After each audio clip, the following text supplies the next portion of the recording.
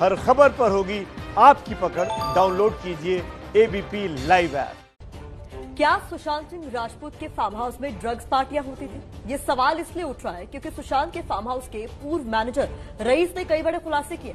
Rice ने बताया कि पार्टियों में सारा अली खान और श्रद्धा कपूर भी आया करती थी।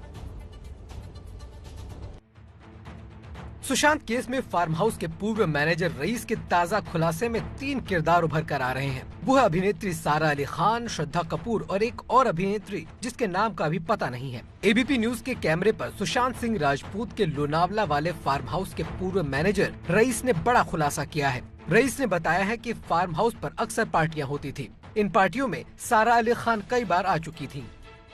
सारा मैम को तो मैं लगभग नवंबर 2018 से देखा हूँ और जनवरी फरवरी तक 2019 तक उनका साथ आना जाना चालू था, उनका चल रहा था।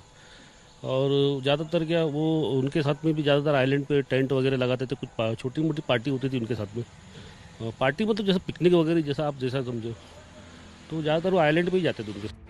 सुशांत के बैंक डिटेल से ये खुलासा हुआ है कि सुशांत के फार्म हाउस में 28 मार्च 2019 को एक पार्टी हुई थी। डिटेल्स में पावना छिछोरे पार्टी के नाम पर 40,000 रुपए का ब्यौरा देखा जा सकता है। एनसीबी की सूत्रों की माने तो इस पार्टी में ही ड्रग्स का इस्तेमाल किया गया था, जिसमें एक बॉलीवुड अभिनेत्री ने भी ड्रग्स का सेवन किया था। रिया और दीपेश ने एनसीबी की पूछताछ में अपने कबूलनामे में उस अभिनेत्री के नाम का खुलासा किया है। हालांकि ये अभिनेत्री कौन है इसका पता अभी नहीं चला है। सुशांत के फार्म हाउस के पूर्व मैनेजर रईस का कहना है कि श्रद्धा कपूर भी सुशांत की फार्म हाउस पार्टी में आ चुकी हैं। श्रद्धा ने फिल्म छिछोरे में सुशांत के साथ अभिनय किया था। छिछोरे की कुछ शूटिंग कंप्लीट हुई थी पूना में, तो श्रद्धा कपूर और बाकी के जो एक्ट्रेस है, जो मेंबर्स थे साथ में, वो सब वहाँ पे उनको बुलाए थे। वो लगभग दोपहर के वक्त 2-3 बजे या 2 या 4 बजे के करीब आए थे वो।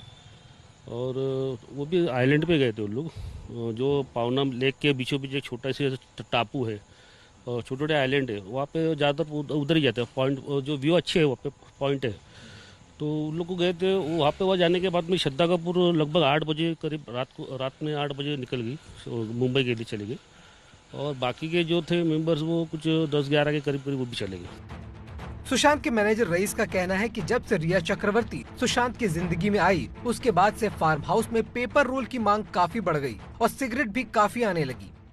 2019 से रोल पेपर का ऑर्डर मेरे लिस्ट में आने लगा। पहले नहीं आता था ये सब, और ज़्यादातर सिगरेट का ऑर्डर भी आने लगा उसमें, जो लिस्ट के अंदर जो लिखा हुआ रहता था। तो वो हिसाब से मैं इतना कह सकता हूँ कि ये बाद में 2019 में से ड्रग्स का मामला चालू हुआ, लेकिन मैंने कभी उनको ऐसा कुछ बनाते या देखा नहीं। सिर्फ एक बार ऐसा थोड़ा टेबल पे पड़ा हुआ था, तो वो ऐसा देखा था मैंने, जहाँ पे सौमिल हॉपिक जो खड़ा था वो। क्या सुशांत सिंह राजपूत भी ड्रग्स लेते थे? ये सवाल इसलिए उठ रहा है क्योंकि गिरफ्तार किए गए ड्रग पेडलर करमजीत ने एनसीबी के सामने 150 लोगों का नाम लिया है, जिसमें सुशांत सिंह राजपूत का नाम भी शामिल है। उसने कबूला है कि वो खुद 15 बार सुशांत के यहाँ ड्रग सप्लाई कर चुका है।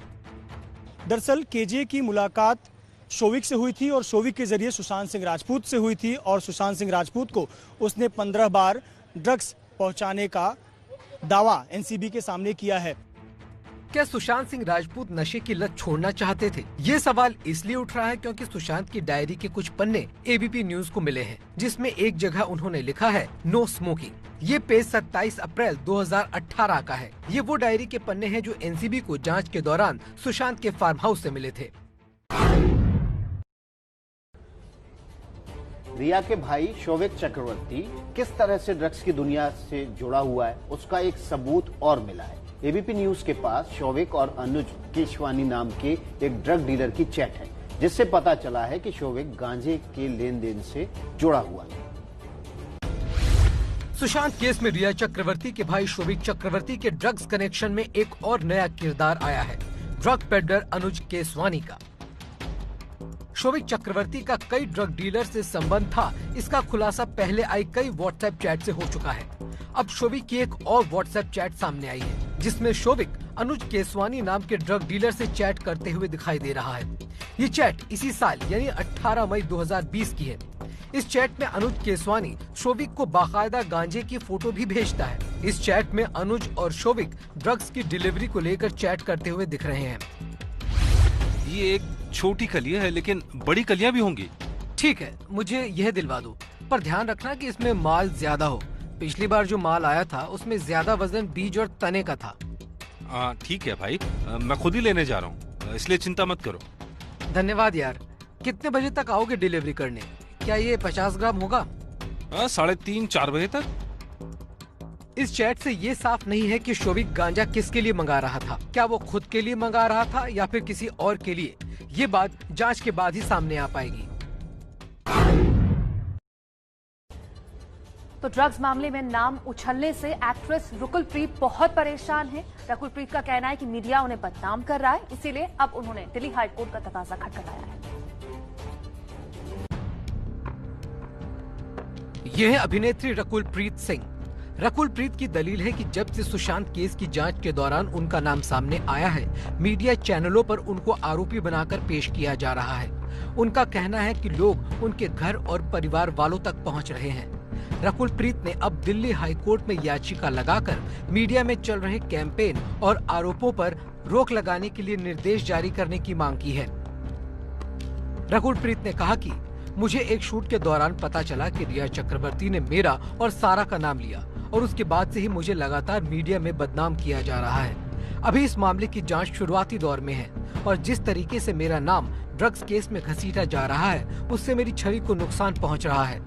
ऐसे चैनलों के खिलाफ कार्रवाई होनी चाहिए। रकुल प्रीत के मुताबिक जिस रिया चक्रवर्ती के बयान के आधार पर उनके खिलाफ ड्रग्स लेने के आरोप लगाए जा रहे हैं, वो रिया चक्रवर्ती कोर्ट में अपने बयान से मुकर चुकी हैं और उसको जबरदस्ती में लिया गया बयान बता चुकी हैं।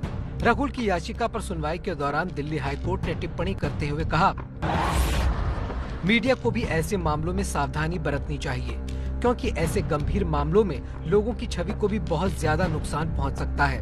हम इसको ऐसे ही चलने नहीं दे सकते। रकुल प्रीत की याचिका पर सुनवाई करते हुए दिल्ली हाई कोर्ट ने प्रसार भारती, सूचना प्रसारण मंत्रालय और न्यूज ब्रॉडकास्टर्स एसोसिएशन को नोटिस जारी कर जवाब देने को कहा है।